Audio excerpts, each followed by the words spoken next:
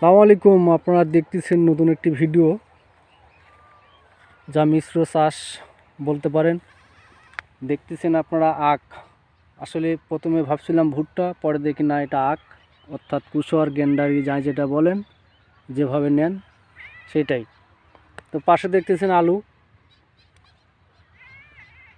অর্থাৎ সিস্টেমটা হবে এই বেডটা ভেঙে দিয়ে এই দিকে বেঁধে দিবে, ওই দিকে বেঁধে দিবে, দেওয়ার পরে এটা আপনার ফাঁকা হয়ে গেল। অর্থাৎ এখন বর্তমানে এইটা পতিত থাকবে, এই জন্য আলু লাগিয়ে দিছে। তো অবশ্যই আলুর গাছগুলো দেখতেছেন, এত সুন্দর আলুর গাছ হয়েছে, যার কয়েকদিনের মধ্যেই তোলা যাবে। এই আলুগুলো অনেক দাম, নতুন আলুগুলো অনেক দামে বিক্রয় হচ্ছে এখন। নতুন আলু বোধহয় সম্ভবত 120 টাকা 30 টাকা কেজি। তো বুঝতেই পারছেন, আসলে এই জিনিসটা দরকার বাংলাদেশে বিশেষ করে, কারণ আমাদের খাদ্যতে প্রচুর পরিমাণ ঘাটতি রয়েছে দেশে। পাশাপাশি আপনার এখানে দুই ফসল, এখানে দুই ফসল না 3 ফসল দেখাবো আপনাদেরকে। এখানে 3 ফসল দেখতে পারবেন একই জমিতে। আপনাদেরকে 3 ফসলই দেখাবো।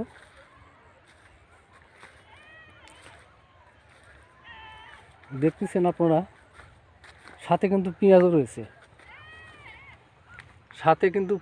রয়েছে, পেঁয়াজ, আখ দেখতেছেন, সাথে কিন্তু টমেটোও রয়েছে। এটা আমি কি বলবো আর কি ভাবতে পারতেছি না। একই জমিতে কয় ধরনের কৃষি হয়ে থাকে। প্রথম দেখলাম 2টা, তারপর দেখতেছি 3টা, এখন দেখতেছি না 4টা দেখা যাচ্ছে। এই যে টমেটোর গাছ দেখতেছেন আপনারা, এই যে পেঁয়াজ দেখতেছেন,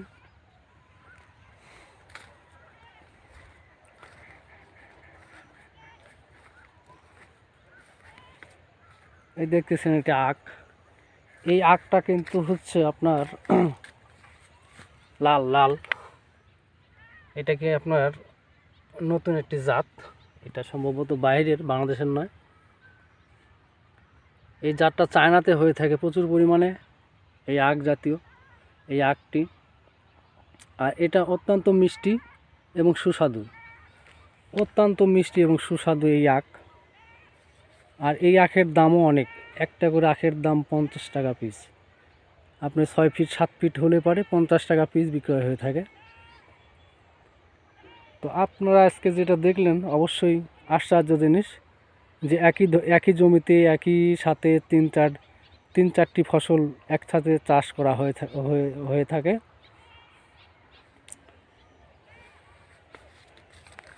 তো একসাথে কয়েকটা চাষ করা যায়, এটা আপনাদেরকে আজকে দেখালাম। দেখতেছেন আপনারা, আসলে ওই খালি শুধু এক জায়গাতে নয়, এখানেও দেখতেছেন পেঁয়াজ কিন্তু রয়েছে। ওই যে দেখতেছেন আপনারা, ওই যে ওগুলো কিন্তু পেঁয়াজ, এই সম্পূর্ণ জমির ভিতরেই পেঁয়াজ রয়েছে, আলু রয়েছে।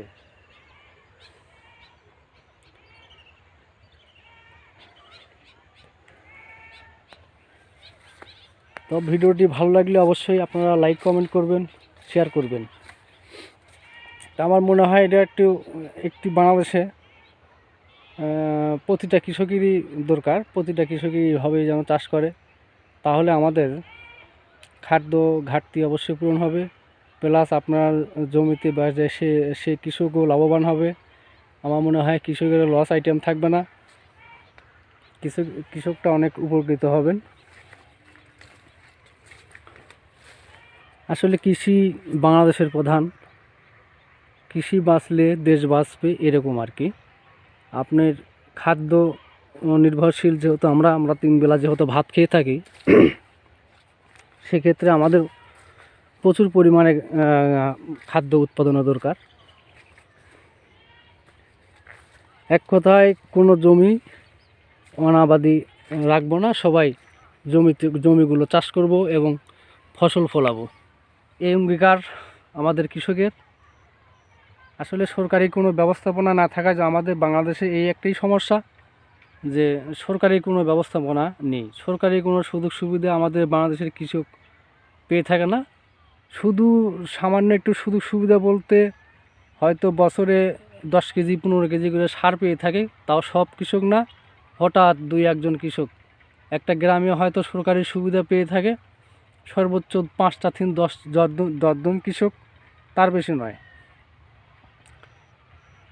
তো আমি সরকারের প্রতি দৃষ্টি আকর্ষণ করব, আসলে কৃষক হচ্ছে বাংলাদেশের প্রাণ। এইটা আপনাকে মাথায় রেখে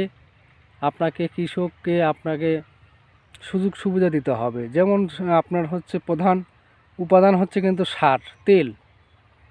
আপনার সার তেলের যে সমস্যা, এটা বাংলাদেশে বিরল।